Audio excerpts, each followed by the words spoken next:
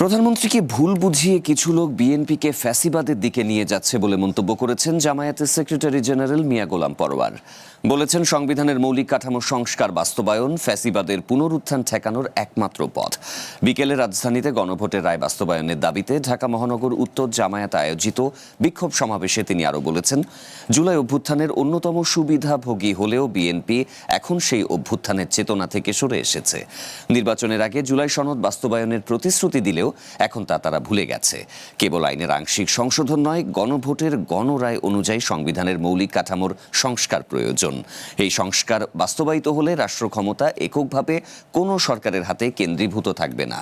বিএনপির সমালোচনা করে জামায়াতের সেক্রেটারি জেনারেল আরও অভিযোগ করেছেন, আইন সংশোধনের মাধ্যমে রিফর্ম আওয়ামী লীগ নামে ফ্যাসিবাদের পুনর্বাসনের চেষ্টা চলছে। প্রধানমন্ত্রীকে ভুল বুঝিয়ে চারিপাশের কিছু লোক রক্তাক্ত জুলাইয়ের গণঅভ্যুত্থানের জুলাই সনদের ভিত্তিতে আইনি ভিত্তির মধ্য দিয়ে যে গণভোট হয়েছে, সেই গণভোটের রায় থেকে বিএনপি সরকারকে তারা পিছনে নিয়ে যাচ্ছে, ফ্যাসিবাদের দিকে দেশকে ধাবিত করছে।